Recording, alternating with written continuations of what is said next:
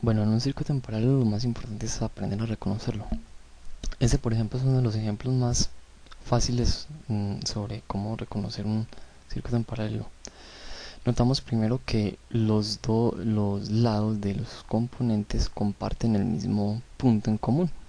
Así como se ve acá, tienen un mismo punto en común y acá también. Vemos lo mismo en este lado. Esos tres componentes comparten un mismo lado en común. Para calcular la resistencia equivalente de un circuito en paralelo, cuando tenemos dos componentes, dos resistencias, es conveniente utilizar esta fórmula. Simplemente reemplazar los valores y así obtenemos una resistencia equivalente. Si tenemos más de dos resistencias 3, 4, 5, lo mejor es utilizar esta fórmula y así también obtener la resistencia equivalente. La idea de obtener una resistencia equivalente es para facilitar el momento de hacer un cálculo. De pronto en unos circuitos un poco más complejos se puede hacer más evidente la necesidad de tener un circuito equivalente más pequeño que el original, que es más grande. Entonces, de esta forma podemos calcular la resistencia equivalente. Aquí, por ejemplo, nos dio 730 ohmios. Luego, calculamos, mejor dicho, utilizamos esa resistencia equivalente. Podemos hallar por el método de, pues, por cálculo, por la ley de Ohm, qué corriente está circulando por ahí, por por este circuito. Obviamente que esta misma corriente, al ser equivalente de este circuito, pues es la misma corriente que va a circular por este otro circuito, teniendo en cuenta que esa corriente 16.4 miliamperios es la corriente total. Cuando entra en este nodo se divide la corriente, se va una derivación por este lado y otra por este lado, pero aquí vuelven y se suman otra vez, cumpliendo así la ley de Kirchhoff.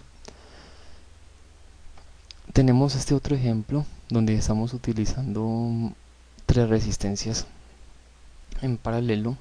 En este caso de este circuito equivalente nos da 547 ohmios. Hacemos el circuito equivalente, calculamos la corriente y ya sabemos que esta es la corriente que circula por todo el circuito. Naturalmente esta misma corriente es la misma que circula por acá. Y teniendo en cuenta que siempre se va a derivar una corriente para esta resistencia, otra para esta y otra para esta. Vamos a verlo en simulación entonces. Aquí dice que nos dio 16.4 miliamperios.